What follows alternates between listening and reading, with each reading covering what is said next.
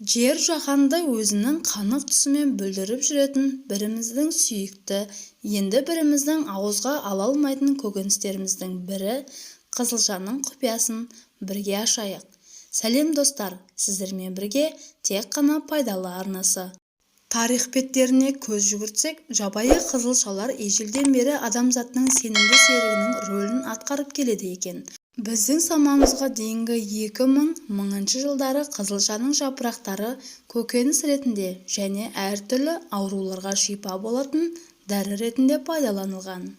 Қызылша аты аталатын ежелгі құжат ретінде Вавилон патшасы Меродах Баладаның бақшасында егілетін өсімдіктердің тізімін атауға болады. Көп ғалымдар қызылшаның отаны Вавилон деген қорытынды жасап жатады. Аталған жазбада қызылша жергілікті көкөніс емес, Сириядан әкелінген деп айтылады. Бертін келе қызылша Азия халықтары мен жерорта теңіздеріне таралып кетеді. Халық медицинасында дәрі-дәрмек ретінде қызылшаның жапырақтарын ғана емес, тамырларын да пайдаланғандығы Гиппократ және Аристофан Феофраст еңбектерінде де дәлелденген. Қызылшаны Аполлон құдайына құрбандыққа шалған ежелгі гректер оны өте жоғары бағалаған. Алғашқыда асқа тек қызылша жапырақтарын қолданған. Қызылшаның өзі улы көкөніс саналған көрінеді. 14 ғасырда қызылшаны солтүстік Еуропада өсіре бастады. Қызылшаның құрамында көмірсулар, жасұнық, калий, фосфор, кальций, магний, темір, мырыш, А дәрумендерінің негізі С, В1, В6, Р, Е дәрумендері, фолий қышқылы бар. Жинап алған бойда пісірген қызылшаның емдік қасиеті бар. Ол жасы ұлғайған гипертониямен және бауыры ауыратын, іші қатқан адамдарға пайдалы. Қызылша көп қайнатуды қажет етеді. 2-3 сағат. Оны тез пісіру үшін 1 сағат қайнатылған оттан алып, суын төгеді де 10 минут үстіне суық су ағызып қояды. Ал салат немесе винегрет жасау үшін оны щеткамен тазартып, суық сумен жуып қабығымен қайнатады. Қайнатқан кезде қызыл түсін жоймас үшін суға құмшекер салуға болады. 2 литр суға жарты шай қасық. Қызылшаны асқа пайдалану біздің сүйектеріміз бен тістерімізге пайдалы әсер етеді.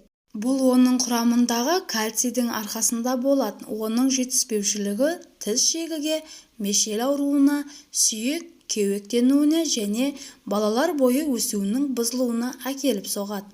Сондай-ақ қызылша ағзаны тазалайды, шаршағанды басады, қан аздықтың алдын алады, қатерлі ісіктен қорғайды. Қызылшаны сүйіп жейтін адамның жалпы портретіне назар салайық. Ол ақылды, себебі қызылшада йод көп, ал онсыз есте сақтау қабілетінің жақсы, ой өрісі мен зейіннің жоғары болуы мүмкін емес. Беті алқызыл, себебі қызылша темірдің сіңуіне әсер етеді. Сондықтан қызылшаны ұнататын жандардың бет әлпетінің бозарғанын байқамайсыз. Ол төзімді. Қызылша адамның физикалық төзімділігін арттырады екен. Ғалымдар қызылша шырынының қан тамырларды кеңейтіп, қан тарауын күшейтетінін дәлелдеген. Демек, бұлшық еттерге ауа түсуін арттырады. Мамандар тәжірибе жүргізіп, жаттығу алдында 70 мл қызылша шырынын ішу денеге түсер салмаққа төзімділікті 16%-ға ұлғайтатынын анықтаған. Оның шашы қалың. Қызылшаны сүйіп жейтін адамдардың шашы жылдам өсіп, қалыңдап жылтырай түседі. Оған қызылша қабығының астында көп мөлшерде кездесетін В дәрумені ықпал етеді. Ол бұлшық етті.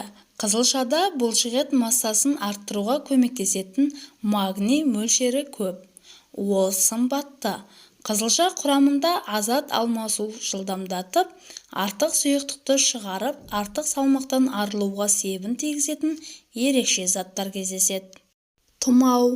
Қызылша қабынуға қарсы әсерге ие, сондықтан бұл көкөністің шырынын тұмау тигенде мұрынға тамызады. Сонымен қатар баспа, көмейдің қабынуы, жұтқыншақ қабынуы орын алғанда тамақты шаю үшін қолданады. Егер сізде мына аталған дерттер болса, қызылшаны көп қолданбағаныңыз абзал. Су самыр, ол қандағы глюкоза деңгейін арттырады. Құяң немесе несеп тас ауруы. Қызылша құрамында бұл ауруларда қарсы көрсетілетін қымыздық қышқылы бар. Іш өтуіне бейімділік. Қызылшаның іш жүргізетін әсері керек емес. Қызылшаны қалай пісіреді? Қызылшаны пісіргенде ыдыстың қақпағын жауып қойыңыз, ол дәрумендердің жоғалуын азайтады. Көкөністің толықтай суға батып тұруын қадағалаңыз, ол пайдалы заттардың ыдырау процесін баяулатады. Суға тұз салмаңыз, ол қызылшаның пісу уақытын ұзартады. Тіпті қызылша піскеннен кейін де қатылау болуы мүмкін. Дайын тағамды тұздаңыз. Түбін кеспеңіз және сабағын толық кеспей бірнеше сантиметрін қалдырыңыз. Әйтпесе қызылша түсін жоғалтып, дәмі су татып кетуі мүмкін. Пісу уақытын жылдамдату үшін суға 1 ас қасық қант салыңыз не өсімдік майын құйыңыз. Екеуі де қайнау температурасын жоғарылатады. Егер ыдысты бұлғаудан қорықсаңыз, қызылшаны полиэтилен пакетке салып пісіріңіз. Ол көкөністің дәміне, пісу ұзақтығына әсер етпейді. Егер қызылшаны тазаланған не туралған күйінде пісірсеңіз, суға біраз сірке су қосыңыз. Ол көкөністің түсін жоғалтпауы үшін қажет. Достар, бүгінгі видео ұнаса лайк басып, төменге өз пікіріңізді қалдыруды ұмытпаңыз.